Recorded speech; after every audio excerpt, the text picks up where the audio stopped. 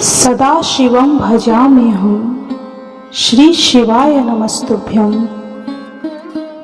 बंधुजनों, भक्तजनों, आप सभी का ब्राह्मण देव कन्या चैनल पर बहुत बहुत स्वागत है। सावन मास में शिव महापुराण की महिमा सुनना सभी तरह के पुण्य फल देने वाला है।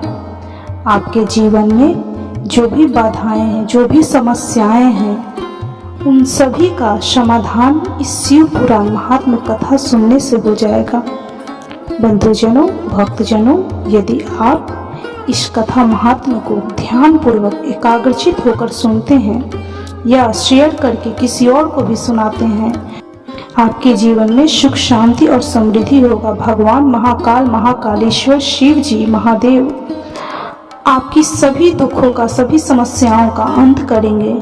तो भक्तजनों, बंधुजनों, चलिए शिव महापुराण की कथा शुरू करते हैं। आज हम शिव महापुराण के श्री रुद्र संहिता तृतीय खंड के 51वें अध्याय का श्रवण करेंगे। तो बोलिए ओम नमः शिवाय, ओम नमः शिवाय, ओम नमः शिवाय। ब्रह्मा जी बोले, हे नारद जी, उस समय अनुकूल समय देख कर देवी रति भगवान शिव के निकट आकर बोली, हे दीन वत्सल भगवान शिव, आपको मैं प्रणाम करती हूँ। देवी पार्वती का पानी ग्रहण करके आपने निश्चय ही लोक हित का कार्य किया है। देवी पार्वती को प्राण वल्लभा बनाने से आपके सौभाग्य में निश्चय ही वृद्धि हुई है। आपने तो पार्वती का वरण कर लिया है, परंतु भगवान मेरे पति कामदेव की क्या गलती थी? उन्होंने तो लोक कल्याण वश सभी देवताओं की प्रार्थना मानकर आपके हृदय में पार्वती के प्रति आसक्ति पैदा करने हेतु ही काम बाणों का उपयोग किया था।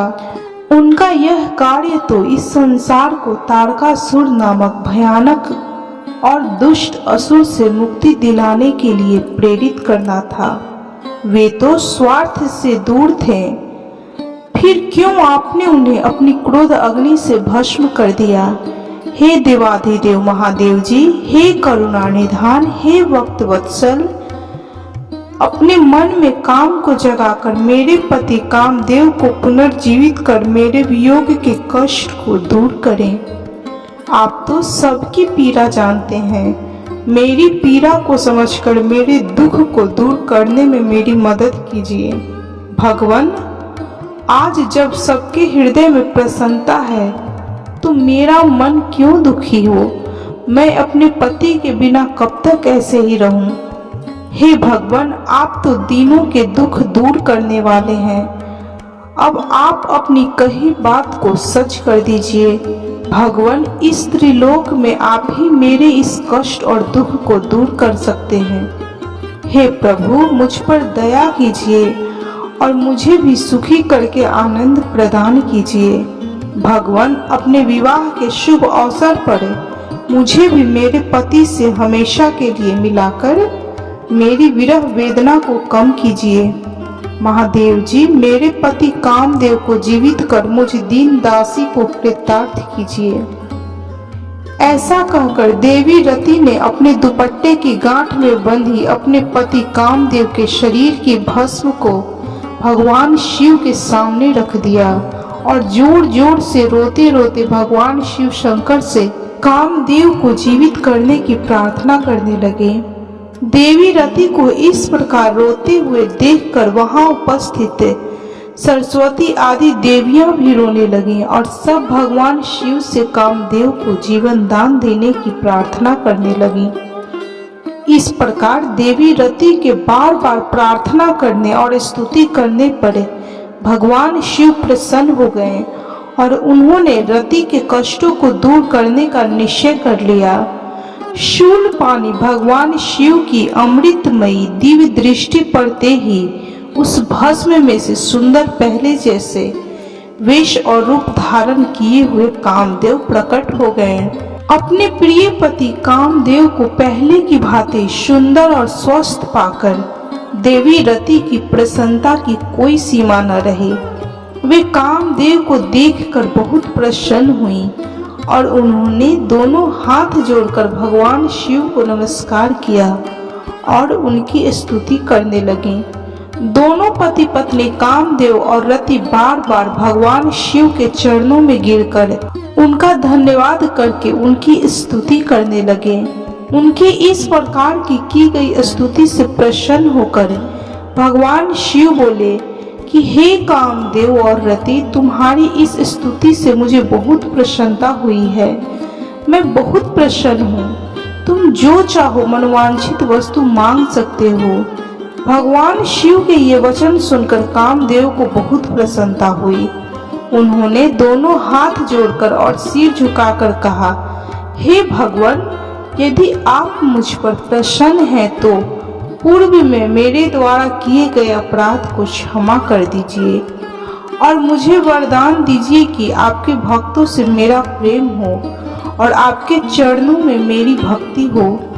कामदेव के वचन सुनकर भगवान शंकर बहुत प्रसन्न हुए और बोले, तथास्तु, जैसा चाहते हो वैसा ही होगा। मैं तुम पर प्रसन्न हूँ।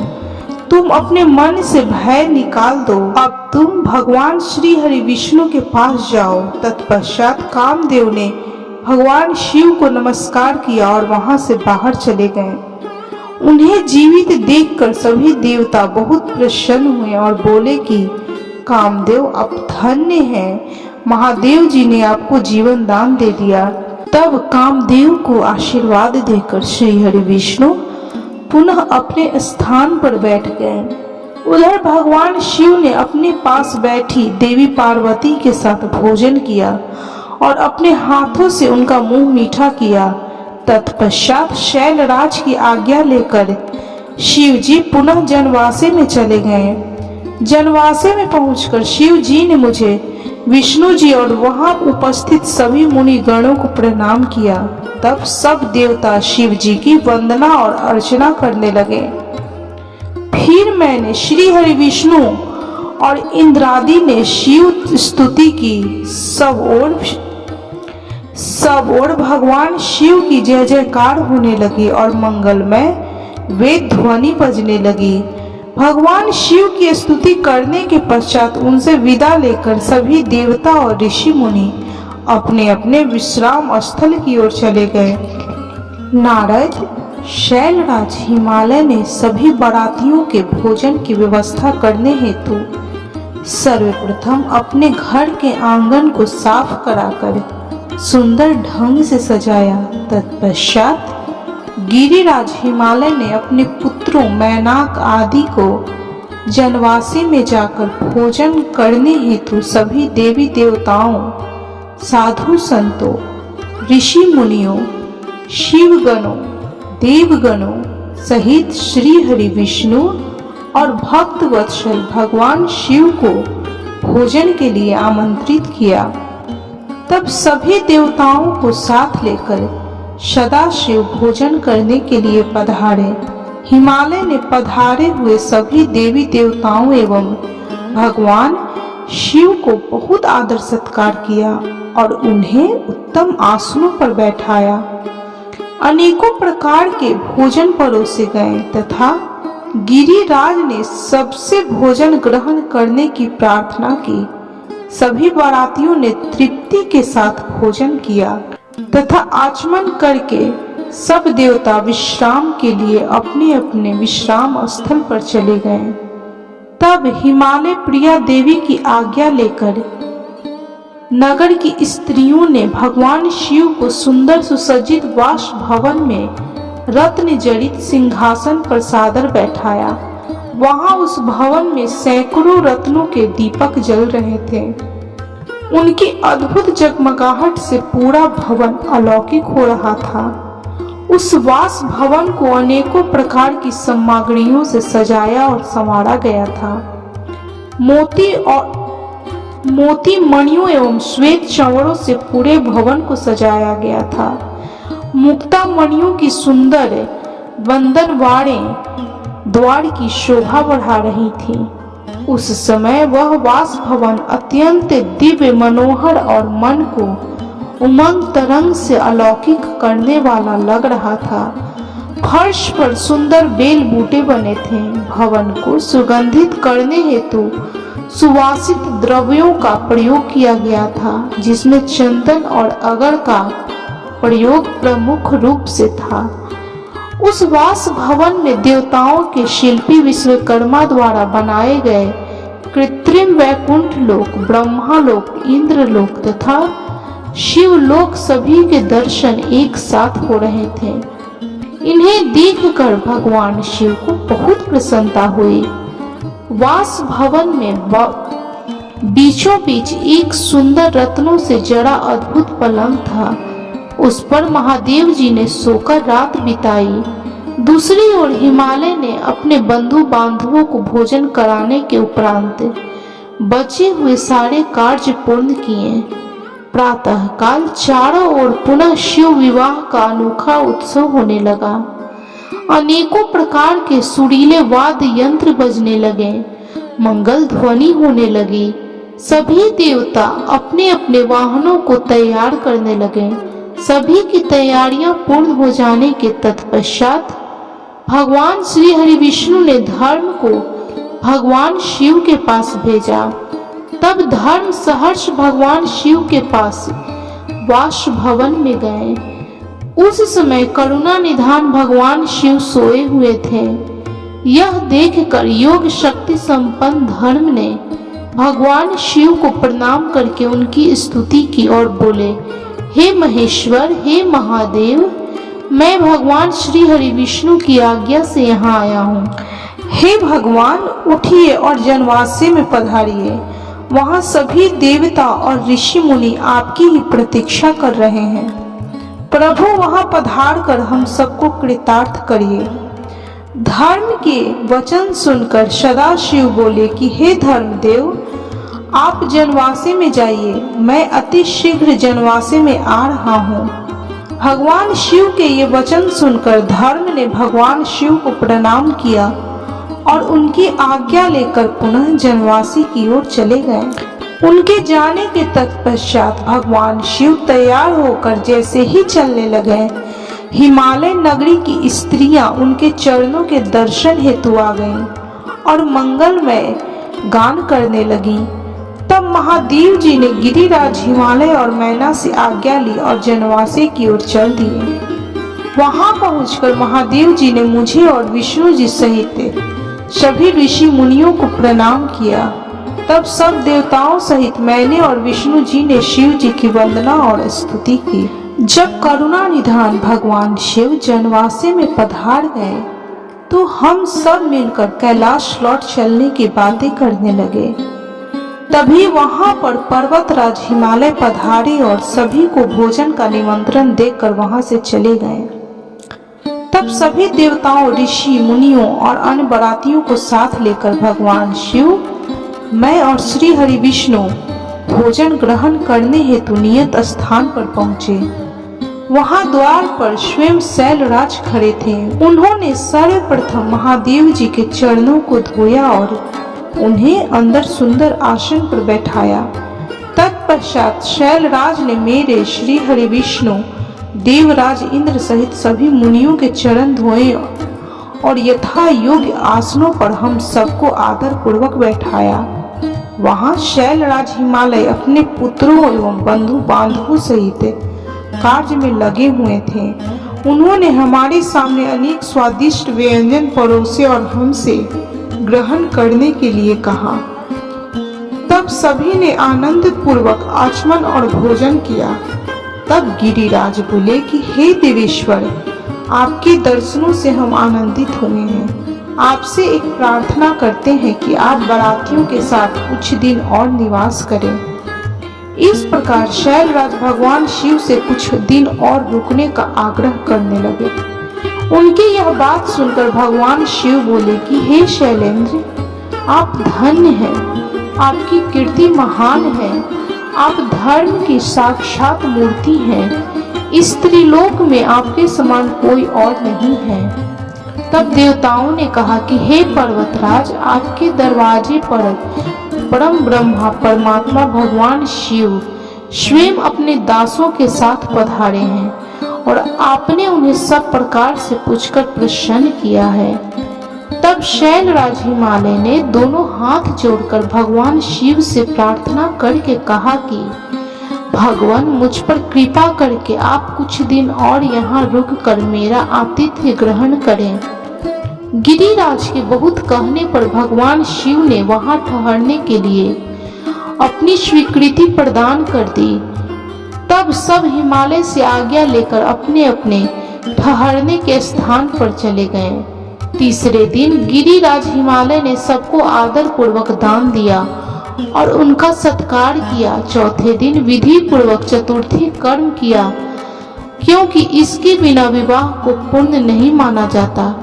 जैसे ही विधि अनुसार चतुर्थी कर्म पूरा हुआ, चारों ओर मंगल ध्वनि बजने लगी, महान उत्सव होने लगा। नगर की स्त्रियां मंगल गीत गाने लगी, कुछ तो प्रसन्न होकर नाचने भी लगी। पांचवें दिन सब देवताओं ने गिरिराज हिमालय से कहा कि हे पर्वतराज, आपने हमारा बहुत आदर सत्कार किया है। हम सब भगवान शिव के विवाह के लिए यहाँ पधारे थे। आपके सहयोग से शिव पार्वती का विवाह आनंद पूर्वक हर्षोल्लास के साथ संपन्न हो गया है। अतः अब आप हमें यहाँ से जाने की आज्ञा प्रदान करें।